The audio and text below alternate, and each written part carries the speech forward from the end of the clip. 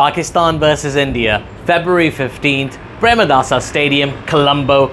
And after all the chaos, it's actually happening. India are in Colombo, Pakistan are in Colombo, I'm in Colombo. That's the Indian Ocean behind me. I know, it's a cool spot.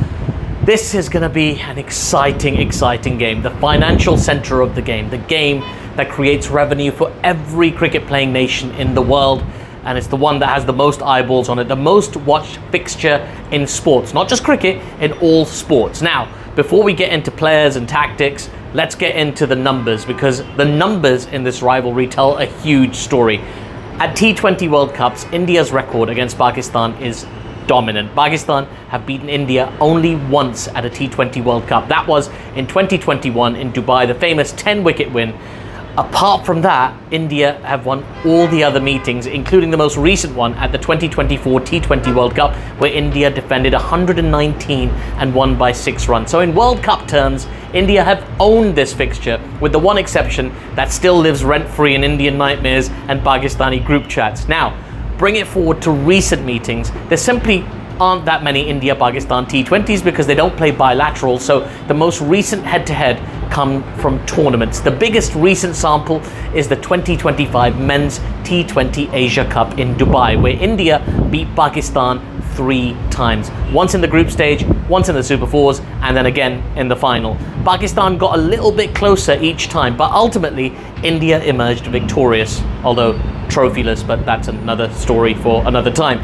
If anyone's pretending India aren't favourites because form goes out the window in this rivalry, I get the romance, but the data says otherwise. India are heavy favourites for this match, but Pakistan have a lot of plus points that could see them spring a surprise. Now, let's ask the most relevant question. What shape are these two sides in right now in this T20 World Cup? Well, Pakistan have played 2, they've won 2.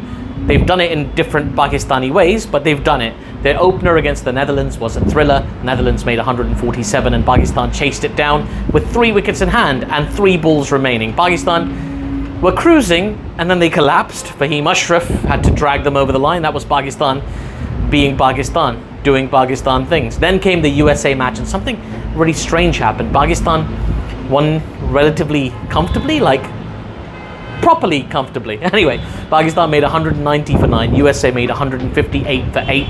Pakistan won by 32 runs. Sahibzada Farhan was the standout. He made 73 of 41 deliveries. He was excellent in the Netherlands chase too. And he's suddenly become the early tournament heartbeat of this batting lineup for Pakistan.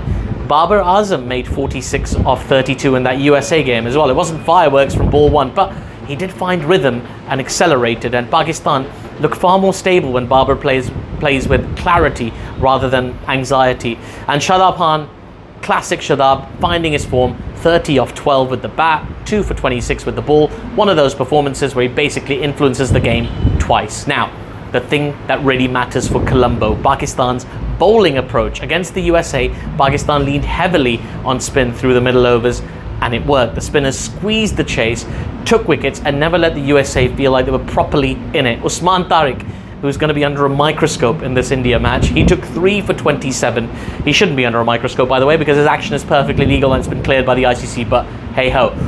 Shadab also took 2 for 26. That spin unit is looking increasingly dangerous in Sri Lankan conditions.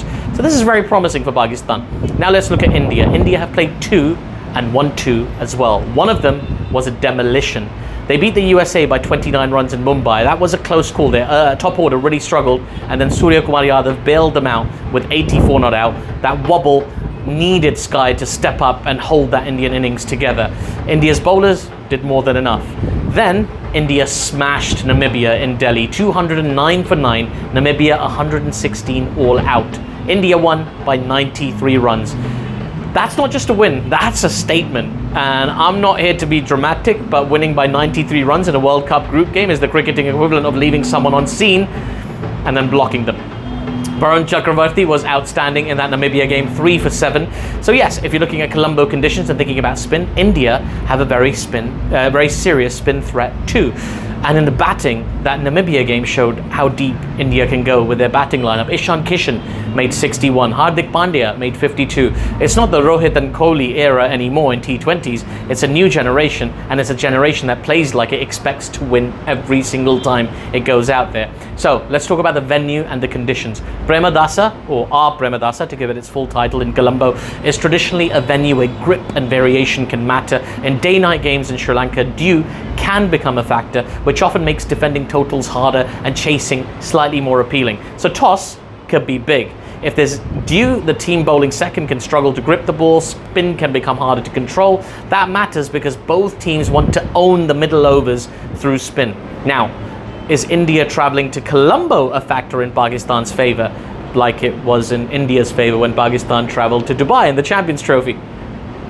Different story, I know, let's focus. It can be a factor, it can be a favour for Pakistan, slightly. Pakistan have been based in Colombo, they've already played there, they've been living in those conditions, but they haven't played at the Premadasa yet. They've only played at the SSC. India are flying in for one of the biggest games in cricket. That's not nothing, but it's also not a magic wand. India have already shown in this tournament they can win in different conditions and win big. They don't look fragile. Let's talk about matchups and the players to watch. Like, starting with the key ones that feel key for Pakistan. For me, Sahibzada Farhan is the man to watch. He is in form. He's already delivered twice. If Pakistan are going to land a punch early, he's the guy who can do it. Abrar Ahmed is another one. On the surface that can grip, he becomes a huge piece of Pakistan's plan. Because if India are allowed to cruise through the middle overs, the match is basically over before you've even realised it started. Now let's look at India's big threats. Varun Chakravarti is the obvious one, 3 for 7 in this World Cup. It's not an accident. His whole arc between 2021 and now is incredible. The way he's taken his position and just built and built and built. Like, very pleased for him personally. He's a really positive story.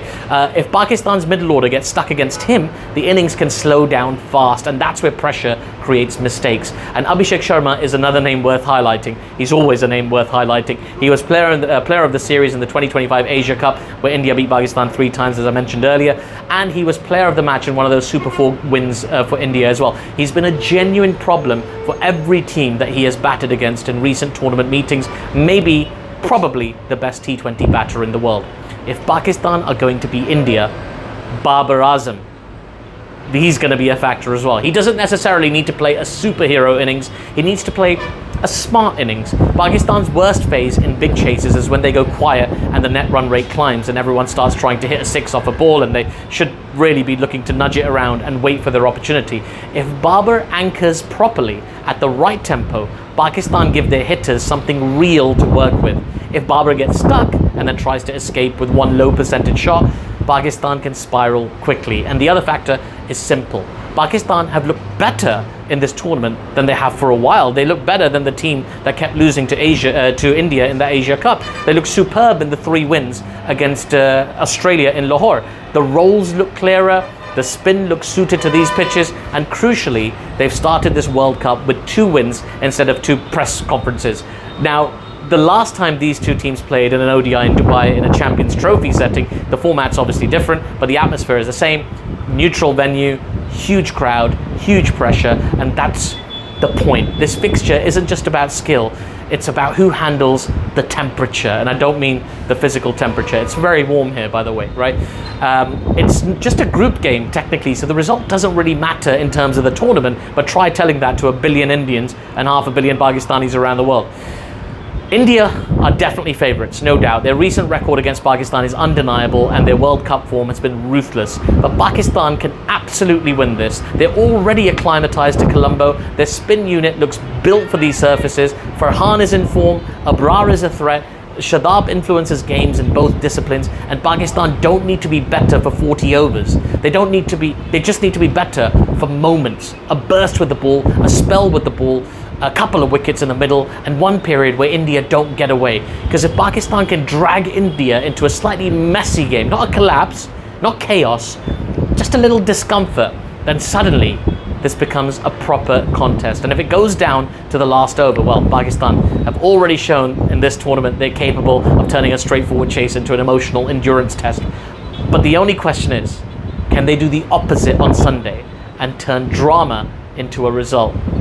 What do you think is going to happen? Are Pakistan going to spring a surprise and beat India for just the second time in T20 World Cups? Or will India continue their recent dominance over Pakistan in this format? It's going to be huge. 35,000 people will turn up at R Premadasa for this match. People are still trying to find tickets. It's impossible. They're sold out. People have flown in. Airfares in India have skyrocketed. They started at about 15,000 for a ticket from Delhi to Colombo. It's now up to 88,000. That's Indian rupees. So people want to be there. There is nowhere to stay in Colombo right now. It will be bustling, and I'm so excited to be there. I will be on commentary for the BBC. You can listen to my commentary on the ICC app or on the BBC Sport website and app in the UK if you live there. And if you're in Australia, you can listen on the ABC as well. Very excited. It's going to be a heck of a game. I hope you enjoy it. Make sure you leave me your prediction for the game as well. Who do you think is going to influence the game? Which players are going to influence the game? Let me know in the comments below who you think is going to win as well. And hopefully we will have a cracking game. Oh, and don't forget, leave me a like and a subscribe as well. And check out some of my other videos. I try and post fun cricket content all the time, though not always from somewhere as noisy as this balcony in Colombo. Have a lovely day, everybody, and enjoy the game. May the best team win.